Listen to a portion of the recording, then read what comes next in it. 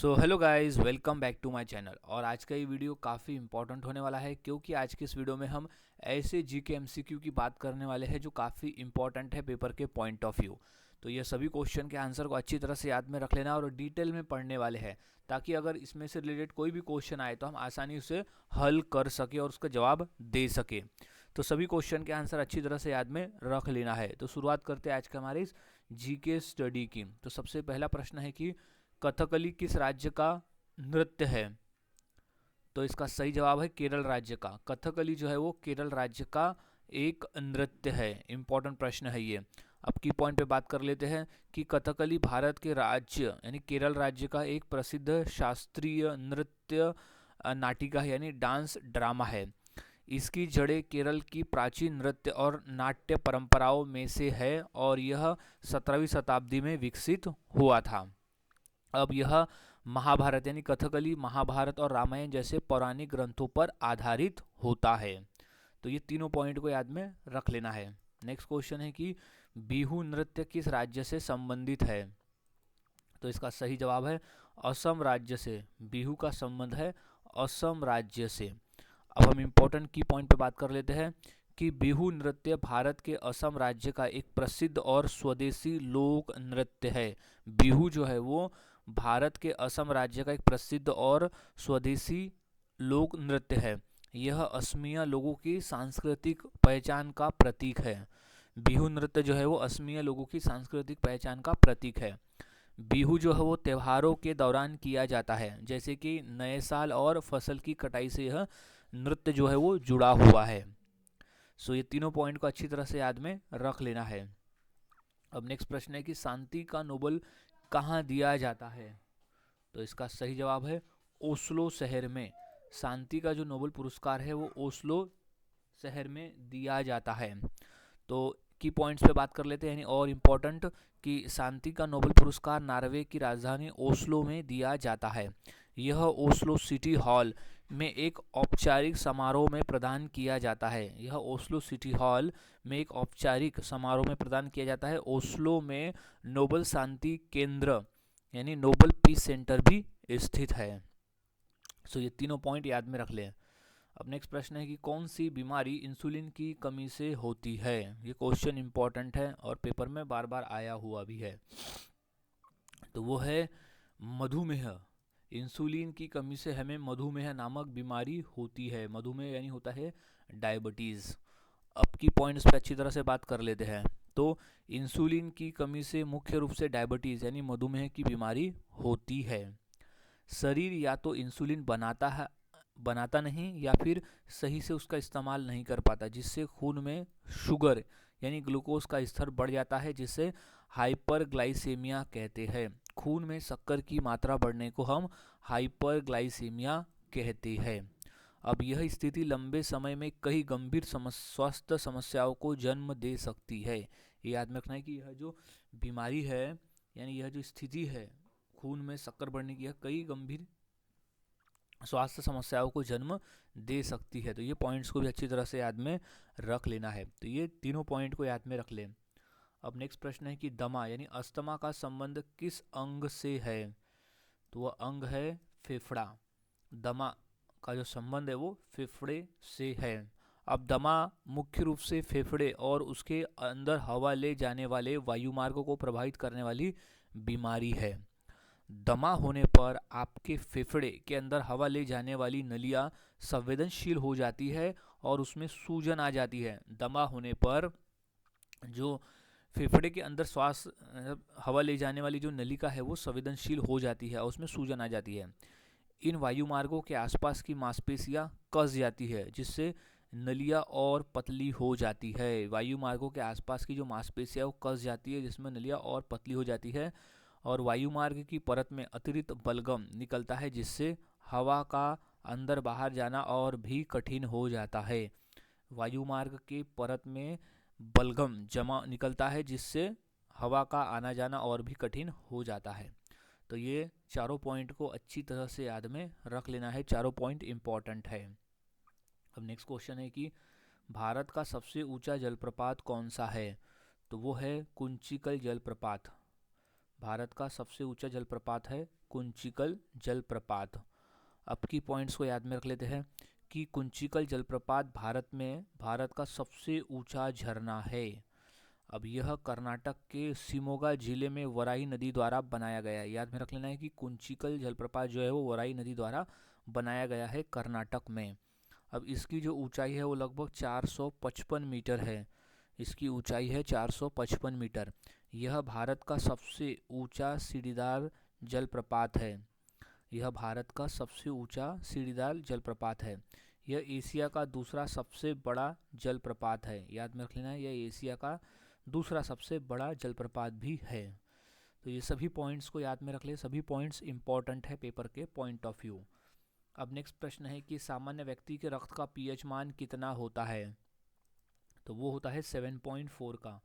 सामान्य व्यक्ति के रक्त का पीएच मान होता है 7.4 का। अब की पॉइंट्स पे बात कर लेते हैं। तो मनुष्य के रक्त का सामान्य पीएच मान 7.35 से 7.45 के बीच में होता है। अब मानव रक्त का पीएच मान 7.4 होता है, यानी इनका एवरेज 7.35 से 7.45 के बीच में। अब है रक्त सामान्य रूप से थोड़ा क्षारीय होता है, यानी स्लाइटली अल्कलाइन होता है। तो अब ये तीनों पॉइंट्स को अच्छी तरह से याद में रख लेना है। अब नेक्स्ट क्वेश्चन है कि विश्व जल दिवस कब मनाया जाता है? तो इसका सही जवाब है 22 मार्च को। हम हर साल विश्व जल दिवस के रूप में मनाते हैं 22 मार्च के दिन। अब की पॉइंट्स पे हम बात कर लेते हैं। तो विश्व जल दिवस हर साल 22 मार्च को मनाया जाता है। विश्व जल दिवस हर साल हम 22 मार्च को मनाते हैं। विश्व जल दिवस 1993 से हर वर्ष 22 मार्च को मनाया जाता है। संयुक्त राष्ट्र द्वारा मनाए जाने वाला यह वार्षिक कार्यक्रम है जो मीठे पानी के महत्व पर केंद्रित है। तो ये तीनों पॉइंट्स को याद में रख लेना है। नेक्स्ट, सत्यमेव जयते कहाँ से लिया गया है? तो इसका सही जवाब है मुंडक उपनिषद से। सत्यमेव जयते जो है वो मुंडक उपनिषद से लिया गया है। तो इसे और डिटेल में पढ़ लेते हैं। जैसे सत्यमेव जयते मुंडक उपनिषद से लिया गया है, जिसका अर्थ होता है सत्य की ही विजय होती है। सत्य की ही विजय होती है। भारत के राष्ट्रीय आदर्श वाक्य के रूप में इसे 26 जनवरी 1950 को अपनाया गया था। याद रखना है, 26 जनवरी 1950 को सत्यमेव जयते को राष्ट्रीय आदर्श वाक्य के रूप में अपनाया गया। ये डेट भी अच्छी तरह से याद में रख लेना है। यह भारत के राष्ट्रीय प्रतीक के नीचे देवनागरी लिपि में अंकित है। राष्ट्रीय प्रतीक क्या है? तो वह है अशोक स्तंभ। तो उसके नीचे में सत्यमेव जयते लिखा हुआ है देवनागरी लिपि में। तो ये सभी पॉइंट्स को याद में रख लेना है। अब नेक्स्ट क्वेश्चन है कि भरतनाट्यम किस राज्य का नृत्य है? तो वो है तमिलनाडु। भरतनाट्यम तमिलनाडु राज्य का नृत्य है। अब हम की पॉइंट्स पे याद कर लेते हैं। तो भरतनाट्यम दक्षिण भारत के तमिलनाडु राज्य का एक प्रमुख शास्त्रीय नृत्य है। यह मूल रूप से मंदिरों में किया जाने वाला एक धार्मिक नृत्य है जो हिंदी पौराणिक कथाओं और भक्ति को व्यक्त करता है। याद में रख लेना है, यह मूल रूप से मंदिरों में किया जाने वाला एक धार्मिक नृत्य है जो हिंदू पौराणिक कथाओं और भक्ति को व्यक्त करता है। भरतनाट्यम को पहले दशियट्टम और सदिराट्टम के नाम से भी जाना जाता था। ये याद में रख लेना है, भरतनाट्यम को पहले दशिमट्टम और सदिराट्टम के नाम से भी जाना जाता था।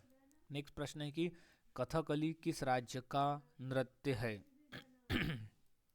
ये मोस्ट इम्पॉर्टेंट क्वेश्चन है, इसे अच्छी तरह से याद में रख लेना है। तो कथकली जो है वो केरल राज्य का एक नृत्य है। कथकली है केरल राज्य का प्रमुख नृत्य। इम्पॉर्टेंट प्रश्न है, याद में रख लेना है। सो अब हम की पॉइंट्स पे बात कर लेते हैं। तो कथकली केरल राज्य का एक प्रसिद्ध शास्त्रीय नृत्य है। कथकली की जो उत्पत्ति है वो 17वीं शताब्दी में केरल में हुई थी। यह अपने विस्तृत मेकअप, रंगीन वेशभूषा और मुखौटों के लिए जाना जाता है। इस नृत्य में आमतौर पर भारतीय महाकाव्यों जैसे रामायण और महाभारत से कहानियाँ प्रस्तुत की जाती है। इम्पोर्टेंट प्रश्न है, कथकली जो है वो केरल राज्य का प्रसिद्ध नृत्य है और इसमें जो है आमतौर पर भारतीय महाकाव्य जैसे रामायण और महाभारत से कहानियाँ प्रस्तुत की जाती है। तो ये चारों पॉइंट्स को अच्छी तरह से याद में रख लेना है। अब नेक्स्ट क्वेश्चन है कि कुचिपुड़ी किस राज्य का नृत्य है? तो इसका सही जवाब है आंध्र प्रदेश का। कुचिपुड़ी जो है वो आंध्र प्रदेश राज्य का नृत्य है। अब हम की पॉइंट्स को अच्छी तरह से याद में रख लेते हैं कि कुचिपुड़ी भारत के आंध्र प्रदेश राज्य का एक शास्त्रीय नृत्य है जिसकी उत्पत्ति आंध्र प्रदेश के कुचिपुड़ी गांव में हुई। कुचिपुड़ी जो है वो आंध्र प्रदेश की शास्त्रीय नृत्य है जिसकी उत्पत्ति आंध्र प्रदेश के कुचिपुड़ी गांव में हुई। अब यह रामायण, महाभारत और भगवत पुराण की कहानियों पर आधारित होता है। रामायण, महाभारत और भागवत पुराण की कहानियों पर आधारित होता है। इसमें कर्नाटक संगीत का प्रयोग होता है और मृदगम, वायलिन, बांसुरी जैसे वाद्य यंत्रों का उपयोग किया जाता है। तो ये तीनों पॉइंट्स को अच्छी तरह से याद में रख लेना है। अब नेक्स्ट क्वेश्चन है कि मोहिनी अट्टम किस राज्य का शास्त्रीय नृत्य है? तो वो है केरल राज्य का। मोहिनी अट्टम केरल राज्य का शास्त्रीय नृत्य है। अब हम की पॉइंट्स को याद रखते हैं कि मोहिनी अट्टम केरल राज्य का एक शास्त्रीय नृत्य है। अब मोहिनी अट्टम का जो अर्थ है, मोहिनी, मोहिनी यानी होता है एक पौराणिक मोहिनी अवतार, और अट्टम का अर्थ होता है नृत्य, तो जिसका अर्थ होता है जादूगरनी का नृत्य, यानी मोहिनी अट्टम का अर्थ हो गया जादूगरनी का नृत्य। अब यह एक एकल नृत्य है जो महिलाओं द्वारा किया जाता है और अपनी लास्य कोमल शैलियों के लिए भी यह जाना जाता है। यह एक एकल नृत्य है जो महिलाओं द्वारा किया जाता है और अपनी कोमल शैलियों के लिए मोहिनी अट्टम जाना जाता है। सो ये सभी याद में रख लेना है, और ये सिर्फ महिलाएं द्वारा किया जाता है मोहिनी अट्टम। नेक्स्ट प्रश्न है कि गरबा किस राज्य का लोक नृत्य है? तो वो है गुजरात राज्य। गरबा जो है वो गुजरात राज्य का एक प्रसिद्ध लोक नृत्य है। अब हम की पॉइंट्स को याद में रख लेते हैं कि गरबा मुख्य रूप से गुजरात राज्य का एक लोकप्रिय लोक नृत्य है। अब गरबा नवरात्रि के 9 दिवसीय त्यौहार के दौरान किया जाता है। एक दीपक या देवी दुर्गा की छवि को केंद्र में रखकर नृत्य किया जाता है जो दिव्य ऊर्जा का प्रतीक है। तो ये तीनों पॉइंट्स को अच्छी तरह से याद में रख लेना है कि गरबा मुख्य रूप से गुजरात राज्य का लोकप्रिय लोक नृत्य है और गरबा नवरात्रि के 9 दिवसीय त्यौहार के दौरान किया जाता है। नेक्स्ट, सूर्य के सबसे निकट ग्रह कौन सा है? तो वो है बुध ग्रह। सूर्य के सबसे नज़दीक वाला जो ग्रह है वो है बुध ग्रह। अब हम की पॉइंट्स को याद में रख लेते हैं। तो सूर्य के सबसे नज़दीक वाला जो ग्रह है वो है बुध ग्रह यानी मर्क्यूरी ग्रह। अब इसका जो व्यास है वो लगभग 4879 किलोमीटर है। 4879 किलोमीटर इसका व्यास। अब बुध सूर्य की एक परिक्रमा केवल 88 दिनों में पूरी कर लेता है। केवल 88 पृथ्वी दिनों में पूरी कर लेता है बुध ग्रह। और बुध का कोई भी प्राकृतिक उपग्रह नहीं है। ये मेन इंपॉर्टेंट जानने वाली बात है कि बुध का कोई भी उपग्रह नहीं है। तो हमारे सौरमंडल में शुक्र और बुध ऐसे 2 ग्रह हैं जिनका कोई भी उपग्रह नहीं है। अब उपग्रह किसे कहते हैं? जो किसी ग्रह के चारों ओर चक्कर लगाता है उसे हम उपग्रह कहते हैं। तो ये याद में रखना है कि शुक्र और बुध ऐसे 2 ग्रह हैं जिनका कोई भी उपग्रह नहीं है हमारे सौरमंडल में। अब सूर्य से इसकी जो औसत दूरी है वो है 5.79 करोड़ किलोमीटर है। बुध और शुक्र की दूरी, सॉरी बुध और सूर्य में जो है वो 5.79 किलोमीटर है। तो ये सभी पॉइंट्स अच्छी तरह से याद में रख लें। अब अगला प्रश्न है कि मानव शरीर का तापमान कितना होता है? तो वो होता है 37 डिग्री सेल्सियस। मानव शरीर का जो तापमान है वो होता है 37 डिग्री सेल्सियस का। अब हमें की पॉइंट्स को याद में रखना है कि मानव शरीर का सामान्य तापमान 37 डिग्री सेल्सियस या 98.6 डिग्री फ़ारेनहाइट होता है। ये तीनों पॉइंट याद में रखना है कि मानव शरीर का जो सामान्य तापमान है वो होता है 37 डिग्री सेल्सियस में, या तो अगर फ़ारेनहाइट में हम मापते हैं तो वो है 98.6 डिग्री फ़ारेनहाइट। अब शरीर का जो तापमान है वो हाइपोथैलेमस नियंत्रित करता है। शरीर का जो तापमान है वो हाइपोथैलेमस नियंत्रित करता है। अब मापने का जो यंत्र है वो थर्मामीटर, हम थर्मामीटर से मापते हैं। शरीर का जो तापमान है वो हम थर्मामीटर से मापते हैं। अगला प्रश्न है कि पहला पंचवर्षीय योजना कब शुरू हुआ? तो वो हुआ था 1951 में। पहला पंचवर्षीय योजना जो है वो 1951 में शुरू हुआ था। अब हम की पॉइंट्स पे याद कर लेते हैं कि भारत की पहली पंचवर्षीय योजना अप्रैल 1951 में शुरू हुआ। अवधि थी अप्रैल 1951 से मार्च 1956। अप्रैल 1951 से मार्च 1956 थी अवधि। अब इसे देश के आर्थिक और सामाजिक विकास के लिए प्रधानमंत्री जवाहरलाल नेहरू के नेतृत्व में शुरू किया गया था। तो ये तीनों पॉइंट्स को अच्छी तरह से याद में रख लेना है। अब नेक्स्ट है, लोनार झील किस जिले में स्थित है? तो इसका सही जवाब है बुल्डाना जिले में। लोनार झील जो है वो बुल्डाना जिले में स्थित है। अब हम की पॉइंट्स को याद में रख लेते हैं कि लोनार झील महाराष्ट्र राज्य के बुल्डाना जिले में स्थित है। यह उल्कापिंड के टकराने से बनी एक क्रेट झील है। अब लोनार झील खारे और क्षारीय पानी की झील है। इसे रामसर साइट और राष्ट्रीय भूवैज्ञानिक धरोहर घोषित किया हुआ है। तो ये चारों पॉइंट्स को याद में रख ले। सबसे इंपॉर्टेंट पॉइंट तो ये है इसमें से कि उल्कापिंड के टकराने से बनी है। तो भारत में एकमात्र झील है लोनार झील जो कि उल्कापिंड से टकराने से बनी हुई ये झील है। तो ये भी याद में रख लेना है। तो ये सभी पॉइंट्स इंपॉर्टेंट है, सभी पॉइंट्स के आंसर को याद में रखना है। अब नेक्स्ट प्रश्न की हम बात करते हैं कि किसे भारत का मिसाइल मैन कहा जाता है? तो इसका राइट जवाब हो जाएगा डॉक्टर एपीजे अब्दुल कलाम को। डॉक्टर एपीजे अब्दुल कलाम को हम भारत का मिसाइल मैन कहते हैं। अब हम की पॉइंट्स पे बात कर लेते हैं। तो डॉक्टर एपीजे अब्दुल कलाम को भारत का मिसाइल मैन कहा जाता है। उन्होंने integrated guided missile development programme का नेतृत्व किया और भारत को एक परमाणु शक्ति बनाने में मदद की। उन्होंने integrated guided missile development programme का नेतृत्व किया था और भारत को एक परमाणु शक्ति बनाने में मदद की थी। उन्होंने 2002 से 2007 तक भारत के राष्ट्रपति के रूप में भी कार्य किया। 2002 से 2007 तक वो भारत के राष्ट्रपति रहे थे। अब उन्हें भारत के सर्वोच्च नागरिक सम्मान भारत रत्न से भी सम्मानित किया गया था। याद रखना है, डॉक्टर एपीजे अब्दुल कलाम को भारत रत्न से भी सम्मानित किया गया है। तो ये चारों पॉइंट्स को याद में रख लेना है, इंपॉर्टेंट पॉइंट्स है। नेक्स्ट प्रश्न है कि गोल्डन टेम्पल यानी स्वर्ण मंदिर कहाँ स्थित है? तो वो स्थित है अमृतसर में। स्वर्ण मंदिर जो है वो अमृतसर में स्थित है, गोल्डन टेम्पल। अब हम इसे और डिटेल में देख लेते हैं। तो पहला पॉइंट है कि स्वर्ण मंदिर भारत के पंजाब राज्य के अमृतसर शहर में स्थित है। इसे हरमंदिर साहिब और दरबार साहिब के नाम से भी जाना जाता है। इसे हरमंदिर साहिब और दरबार साहिब के नाम से भी हम जानते हैं। यह सिख धर्म का सबसे पवित्र और प्रमुख तीर्थ स्थल है। हरमंदिर साहिब जो यानी स्वर्ण मंदिर है वो सिख धर्म का सबसे पवित्र और प्रमुख तीर्थ स्थल है। यह एक पवित्र सरोवर यानी अमृत सरोवर के बीच में स्थित है। स्वर्ण मंदिर 1604 ईस्वी में इसका मूल निर्माण हुआ था, यानी पूरी तरह से बनके तैयार हुआ था 1604 ईस्वी में। अब 1809 से 1830 के बीच में जो महाराजा रंजीत सिंह ने इसे सोने की परतों से सुसज्जित करवाया, जिससे इसका नाम स्वर्ण मंदिर पड़ा, यानी इसे स्वर्ण मंदिर कहा जाने लगा। तो ये सभी पॉइंट्स को याद में रख लेना है, सभी पॉइंट्स इंपॉर्टेंट है और पेपर के पॉइंट ऑफ व्यू अगर कोई भी प्रश्न आता है तो आप आसानी से आंसर दे सकते हो। तो ये सभी पॉइंट्स आपको यहाँ मिल गए। नेक्स्ट, लावनी किस राज्य का लोक नृत्य है?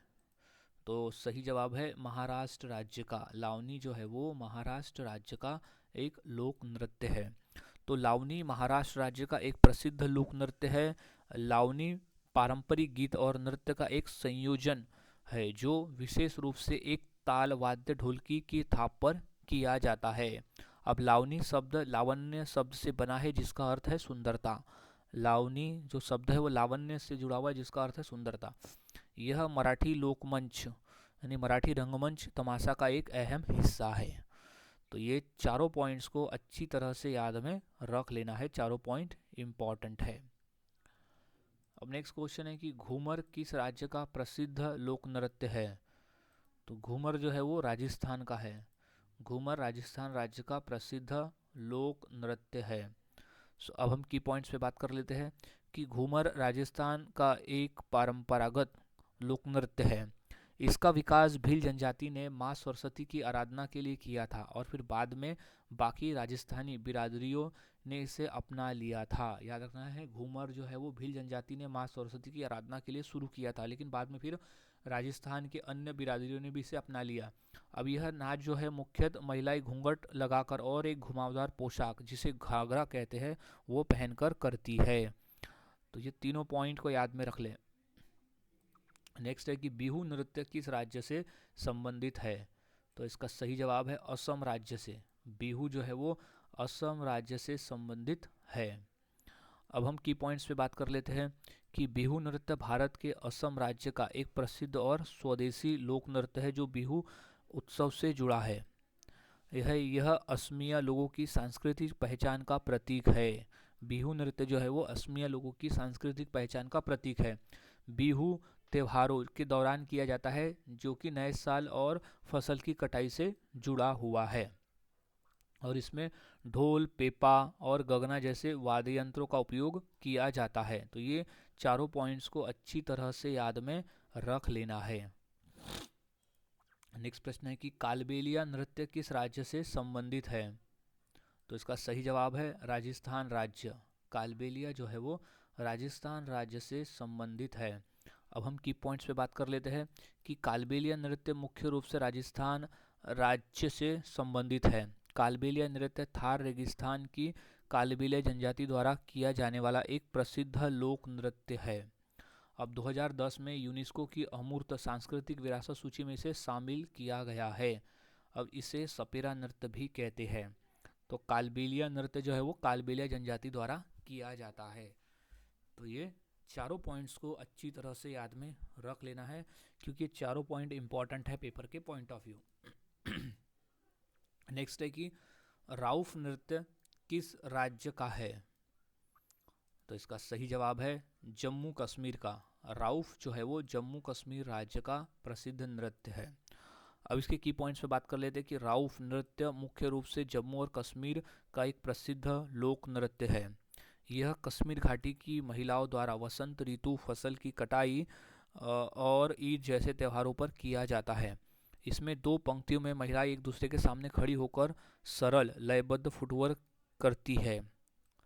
तो ये तीनों पॉइंट्स को अच्छी तरह से याद में रख लेना है। तीनों पॉइंट्स इंपॉर्टेंट है पेपर के पॉइंट ऑफ व्यू।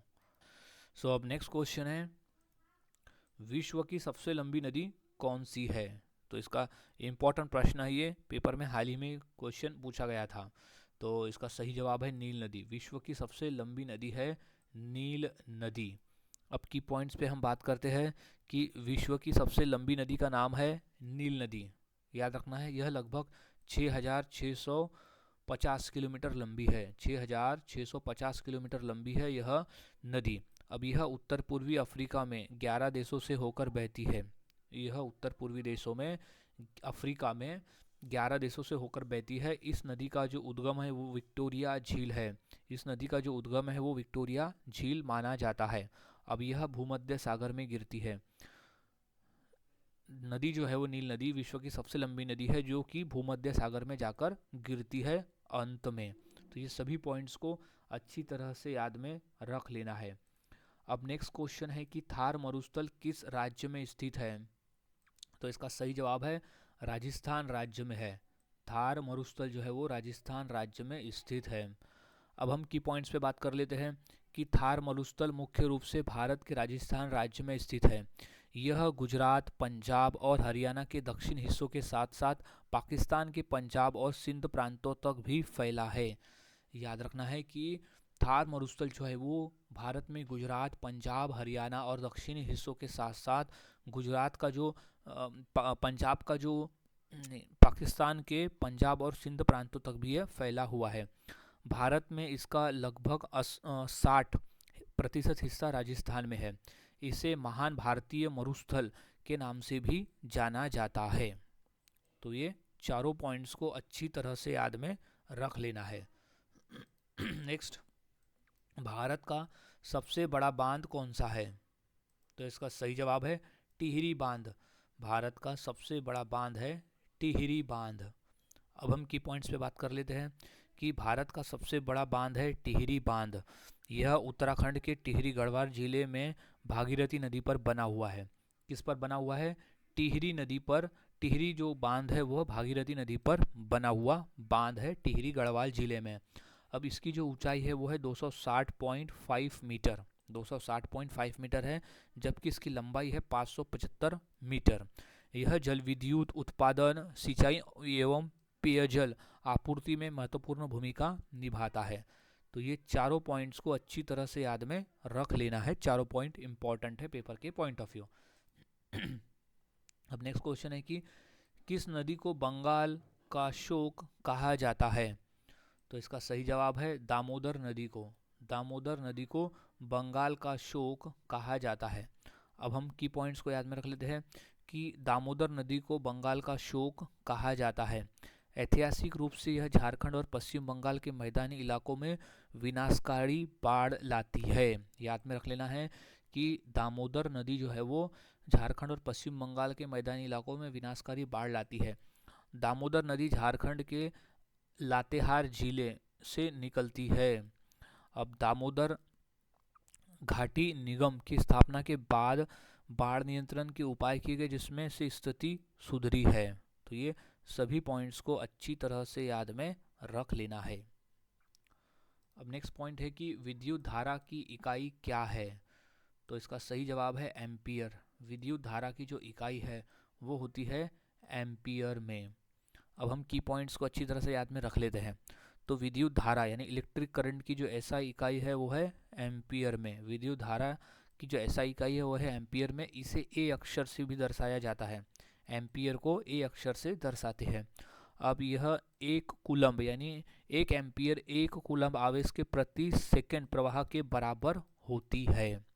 विद्युत धारा को मापने के लिए अमीटर, याद में रखना है, विद्युत धारा को मापने के लिए हम अमीटर नामक उपकरण का उपयोग करते हैं। ये भी इम्पोर्टेंट पॉइंट है।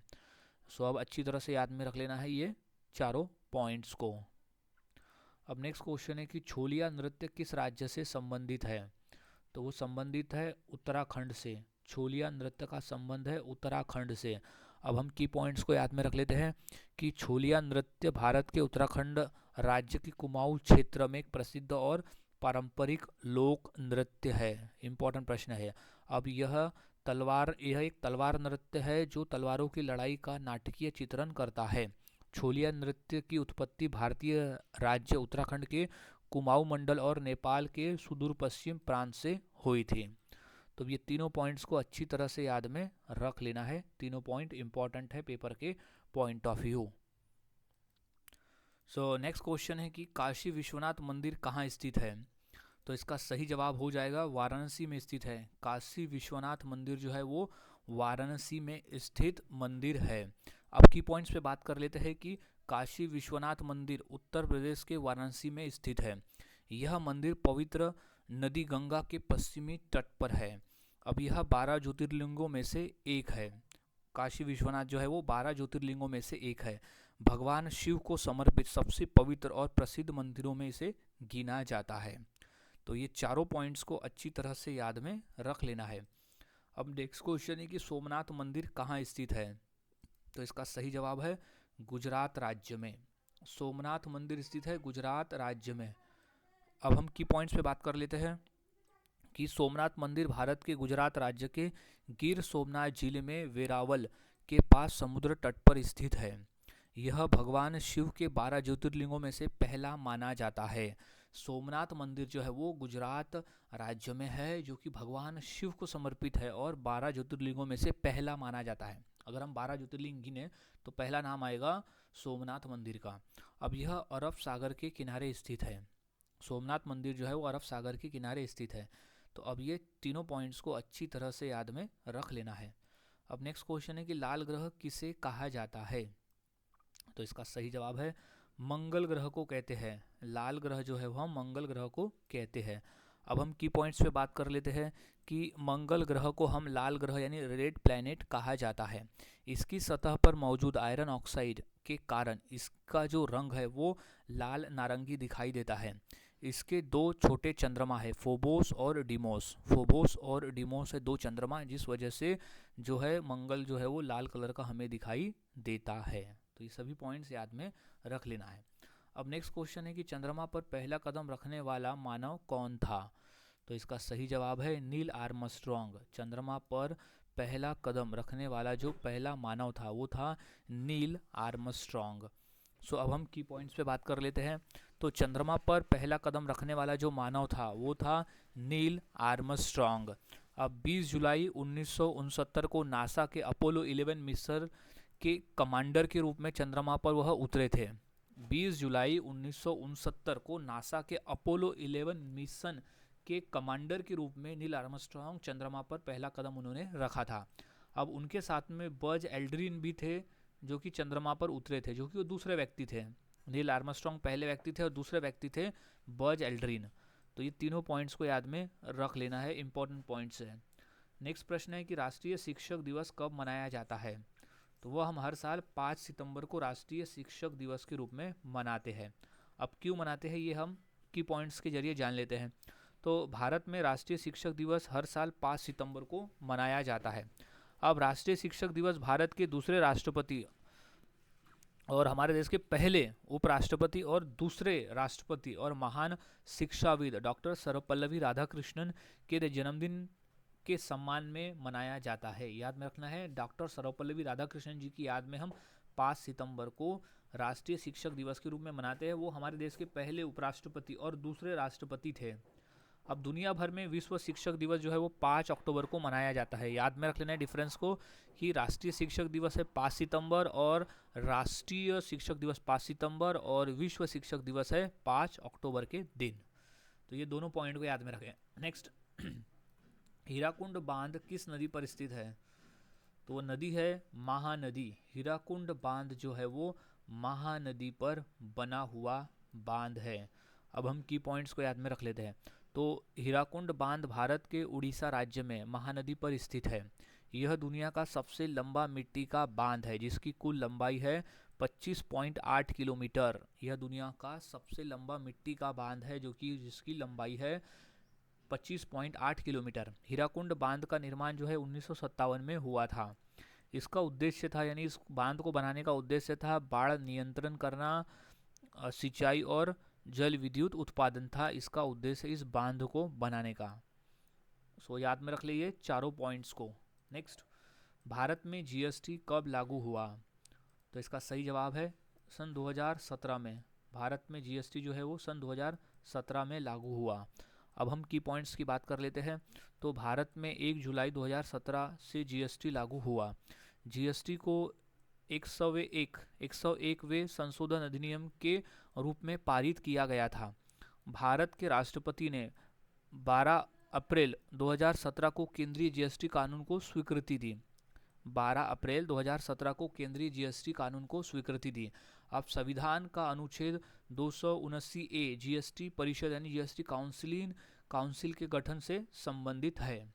अब जीएसटी बिल को लागू यानी उसको मंजूरी देने वाला जो पहला राज्य था वो था असम राज्य। इंपॉर्टेंट प्रश्न है, याद में रख लेना है। असम राज्य पहला राज्य है जिसने जीएसटी को मंजूरी दी।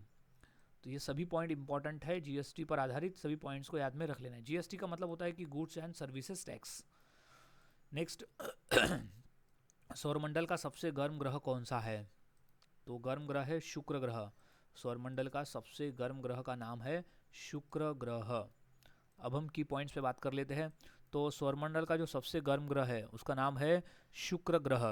अब शुक्र का घना कार्बन डाइऑक्साइड वाला वातावरण एक ग्रीन हाउस प्रभाव पैदा करता है जो गर्मी को फंसा लेता है और इसे सौरमंडल का सबसे गर्म ग्रह बनाता है।